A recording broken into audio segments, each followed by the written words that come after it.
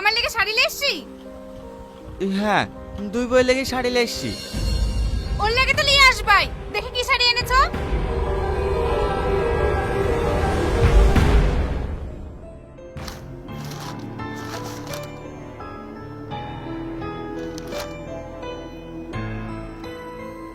এইটা আমার খুব পছন্দ, আমি এই শাড়িটাই নেবো। তুই নেবো বললে হবে? এই শাড়িটা আমারও পছন্দ, আমি নেবো। আরে আরে তুমি ঝামেলা করছো কেন? এই দোকানে একটা শাড়ি আছে, এই শাড়িটা নাও না। ও, আমি ঝামেলা করছি? এই শাড়িটা আমার পছন্দ, আমি নেবো। কিনা ওই শাড়িটা ওকে নিতে বলো না। তুই নেবি মানে? এই শাড়িটাকে আমি পছন্দ করেছি, আমি নেবো। ছাড় শাড়ি। আমি নেবো, তুই নিবি? আমার সামনে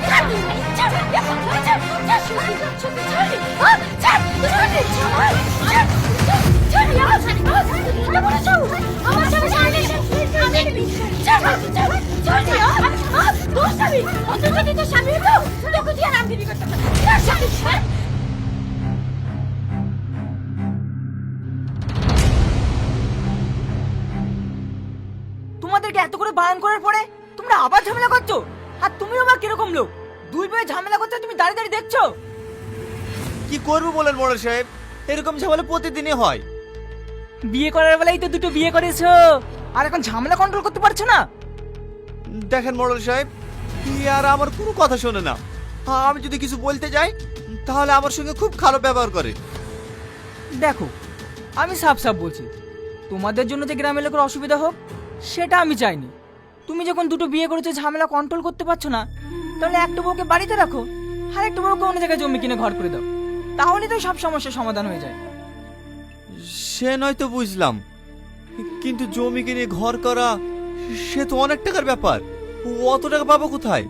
সেটা তোমার দুটো বিয়ে করার আগে ভাবতে হতো।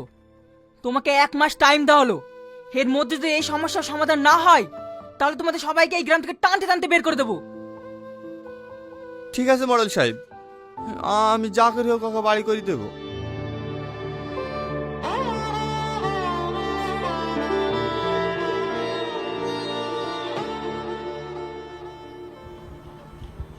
এই এই, খবরদার বাড়িতে ঢুকবি নি। বুড়ি রুটি খাবে বুঝলে তো, তাই হোটেল থেকে রুটি নিয়ে এসছি। মুসলিমা, মুসলিমা, একে তুই রুটি আনতে বলেছি? হ্যাঁ মা, বলিসি। ঠিক আছে, রুটিগুলো এখানে রেখে চলে যাও।